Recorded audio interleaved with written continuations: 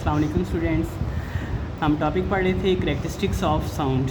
तो उसमें हमारा नेक्स्ट टॉपिक है पिच। तो पिच ऑफ द साउंड से क्या मुराद है? पिच ऑफ साउंड आपके पास साउंड की एक ऐसी करैक्टरिस्टिक है जिसमें हम एक श्रिल और एक ग्रेव साउंड। श्रिल साउंड का मतलब होता है बारीक आवाज़ या चीखदार आवाज़, जिस तरह बच्चे चीखते हैं, ठीक है, यानी कि जब वो बोल रहे होते हैं तो ऐसा लग रहा होता है कि वो चीख रहे हैं ऐसा, ठीक है। और ग्रेव का मतलब होता है भारी या गरजदार, ठीक है।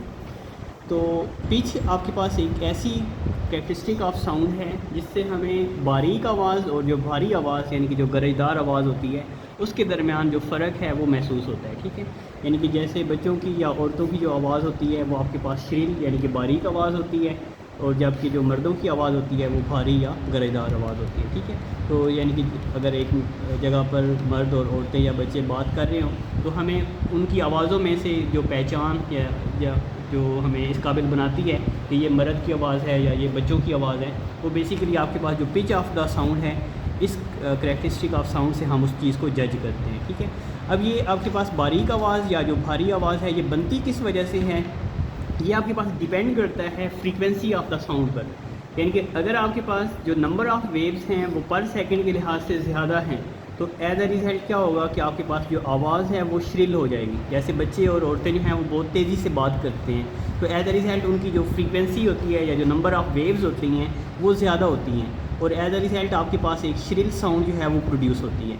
जबकि जो मर्द हज़रात हैं वो थोड़ा ठहर कर या आपके पास रुक कर जो है वो बात करते हैं, तो उनकी जो नंबर ऑफ़ फ्रीक्वेंसीज़ होती हैं या जो नंबर ऑफ़ वेव्स होते हैं वो कम होते हैं, तो एज अ रिज़ल्ट उनकी जो फ्रीक्वेंसी है वो लो हो जाती है।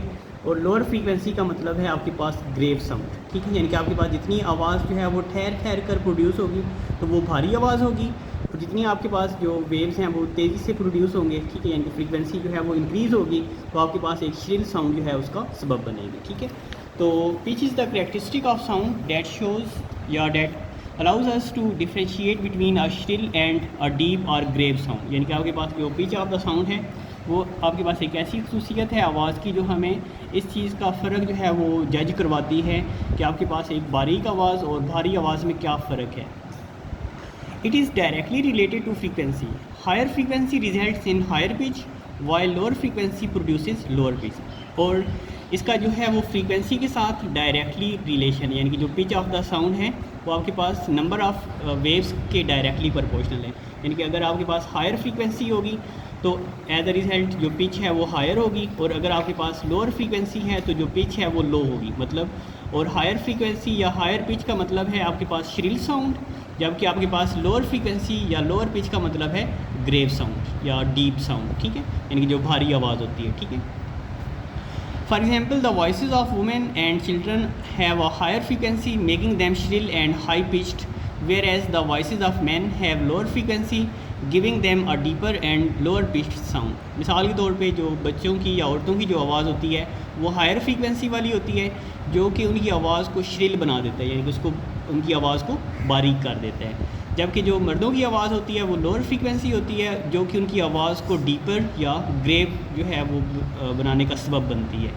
The relationship between the pitch and the frequency is represented, जो हम यहाँ पर इसका ग्राफ डिस्कस कर चुके हैं कि आपके पास जो लो फ्रीक्वेंसी है उसमें आपके पास जो वेव्स हैं वो आप देख सकते हैं कि कम है, मतलब इसमें जो आपके पास वेव्स का जो सिलसिला है वो ठहर ठहर कर और जो है वो यानी कि कम जो नंबर ऑफ़ वेव्स जो हैं वो अपीयर हुए हैं। जबकि यहाँ पर जो दूसरा ग्राफ है इसमें जो नंबर ऑफ़ वेव्स हैं वो हम देख सकते हैं वो ज़्यादा है। तो इट्स मीन जब फ्रीक्वेंसी आपके पास ज़्यादा होगी तो वो आपके पास एक हाई पिच का सबब बनेगी, और हाई पिच जो है वो श्रिल साउंड की तरफ लीड करती है, जबकि जो लो फ्रीक्वेंसी है वो लो पिच का सबब बनती है, और लो पिच जो है वो हमें ग्रेव साउंड की तरफ लीड करती है। तो ये आपके पास फ्रीक्वेंसी और पिच के दरमियान जो रिलेशन है, ये आपके पास शॉर्ट क्वेश्चन के तौर पे भी आ सकता है कि ड्रा ग्राफ टू शो या relationship between pitch and frequency of different sounds, ठीक है। यानी कि आपके पास जो हाई पिच या जो लो पिच है या हाई फ्रीक्वेंसी और लो फ्रीक्वेंसी के दरमियान जो रिलेशन है जो हमें ग्रेव साउंड या श्रिल साउंड की तरफ लीड करता है, उसके ग्राफ के लिए ये क्वेश्चन आ सकता है, ठीक है। तो यहाँ पे